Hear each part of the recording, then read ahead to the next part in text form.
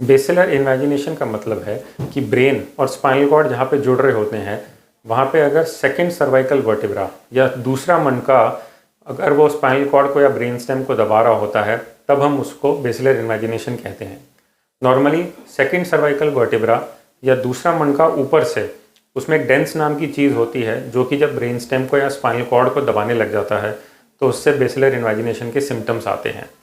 Normally symptoms इस तरह के रहते हैं जैसे सांस लेने में दिक्कत होना या फिर सर में दर्द रहना, खास तौर से सर के पीछे के इस भाग में दर्द होना या गर्दन घुमाने में दिक्कत होना, गर्दन में दर्द होना, हाथों या पाँव का ढीलापन होना, हाइपोटोनिया जिसको हम कहते हैं, हाथ से चीज़ें गिरना, कमजोरी आना, चलने में दिक्कत होना, बैलेंस बिगड़ना जिसकी वजह से पेशेंट बार बार गिरता है, या फिर मोशन और यूरिन का कंट्रोल जाना।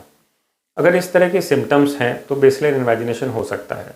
नॉर्मली बेसिलर इन्वेजिनेशन के कारण जन्म से रिलेटेड भी हो सकते हैं या जन्म के बाद भी।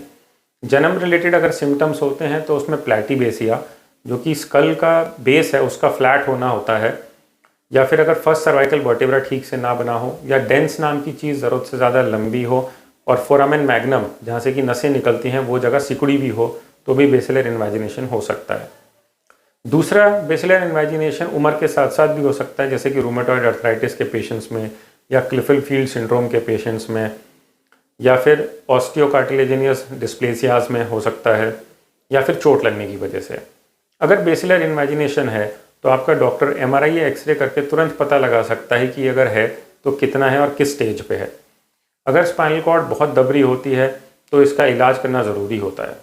अगर स्पाइनल कॉर्ड या ब्रेन स्टेम थोड़ा ही दब रहा हो तब हम उसे बेसिलर इम्प्रेशन कहते हैं, जो कि बेसिलर इन्वेजिनेशन से एक स्टेज पहले की है।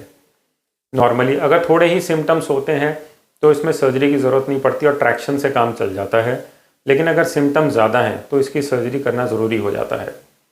सर्जरी भी दो प्रकार की होती है, आगे से जो कि मुंह के थ्रू हम करते हैं जिसमें कि हम डेंस को निकाल देते हैं, और फिर ब्रेन और वर्टिबल कॉलम को फिक्स कर देते हैं जिसे कि हम क्रेनियोवर्टिबल फिक्सेशन कहते हैं या ऑसिपिटो सर्वाइकल फ्यूजन कहते हैं।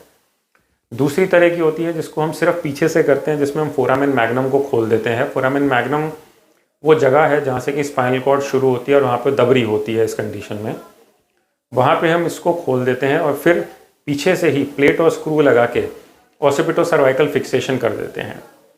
नॉर्मली सर्जरी के बाद सिम्टम्स काफ़ी हद तक चले जाते हैं, और अगर टाइमली सर्जरी करें तो पूरी तरह से भी सिम्टम्स चले जाते हैं और मरीज़ ठीक हो जाता है। अगर आपको बेसिलर इन्वेजिनेशन है तो अपने डॉक्टर को तुरंत दिखाएं। टाइम रहते अगर आप इसकी सर्जरी करा लेते हैं तो लाइफ पूरी तरह से नॉर्मल हो सकती है। Thank you.